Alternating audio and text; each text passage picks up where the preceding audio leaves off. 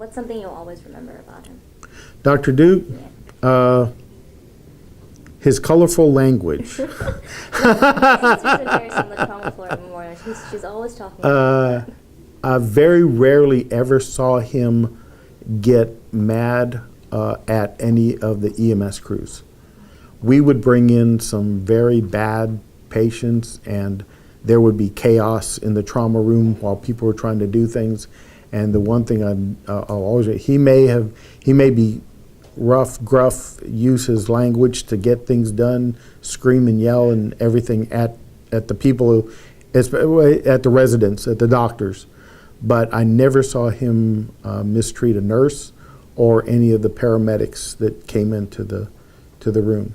As a matter of fact, he would go out of his way to come down after surgery, and if the crews were there or whatever, tell them, this is what we found, this is what was wrong.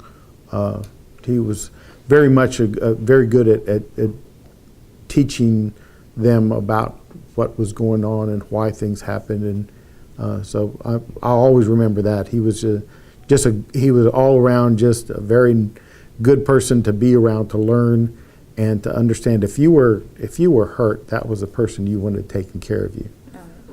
My sister actually he's the one that she got life-flighted to Memorial. Really? He's the one that actually helped her and stabilized her. So Yeah. This is a really personal story to me. Yeah. Yeah. He was awesome. Well, you kind of answered this. If you could describe him in one word, what would it be? Choose wisely. Golly. He was a good old boy. A good old boy. That means, the country good old boy kind of thing. Mm-hmm. He was down to earth, very sincere about everything, about himself and everything. But he was a happy guy. One of my stories about him was my wife and I had somebody gave us some tickets to the River Oaks Country Club. He was going to he was a guest speaker for the A&M Women's Club, who was trying to raise money for the library up at A&M. So we get to the country club, and you're in coat and tie, and you get in there, and there's these elderly people sitting there with their nice lace gloves on, and all this kind of stuff. And they're having their meeting, and they say, and then we're going to have, here, they bring out your little teacups and these tiny little cracker things. I don't know what that was supposed to be. But they introduced Dr. Red Duke. Mm-hmm. And he was a tank commander in World War II. So talk about, his history. And that's where he got his signature glasses, the little round ones. That's what they had issued him in the war, and he always wore those style glasses. Anyway, he gets up there, and he looks around the room, and his typical drawl, he says, well, I'll start with this joke. And he started telling this joke that was so off color that it made me kind of blush. And the little old lady, oh, that's so cute. Oh, he's so nice. And only Red Duke could get away with that. Everybody else would have, been offended at his language or something. But no, not Duke. Everybody loved Red Duke. But that's what I say, he just came across as a down-to-earth, really good guy. His whole thing was taking care of people, and he did that to sacrifice even himself. He too many times didn't sleep, didn't eat, didn't do whatever, just so that he could be there in the emergency room taking care of people that were. It was real tough for him. He couldn't go home and hear the helicopter landing. That helicopter, those blades start turning, and Red Duke knew that he had to be somewhere to make a difference.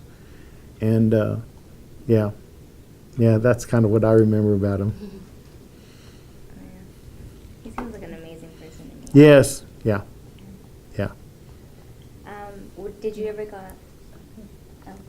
Did you ever get into conversation about him and him handling President Kennedy in Dallas? He wasn't talking directly to me, but yeah, he used to really not like talking about that, because to him, he was there by accident. He was he walked in when Kennedy was on the table, and they were he said they were at the point where they said, okay, it's done. You know, there's nothing we can do. And while all the people were in there, well, he walked out of that room, and across the hall in another room was the governor who had been shot. And he said he was laying on the bed all by himself. Nobody was in there taking care of him because everybody was with the president, and he was there, couldn't even, he was barely breathing. So he went in there and started doing stuff to take care of him. And if they said if it wouldn't have been for Red Duke, then yeah, the governor would have died because nobody was there to you know, call everybody into the room and said, hey, we got one, this one's still alive. But, and I think this even made the news in one of his interviews. I remember him talking about how when he walked out of there, and as he was going to be leaving the hospital, he walked past a trash can, and there in the trash can was the flowers that Jacqueline Kennedy Onassis was carrying in the car, and they were in the trash can because they were covered in blood and everything else. And he says he visually that was one thing that he just really remembered, was seeing that bloody bouquet sitting in the trash can. So, yeah.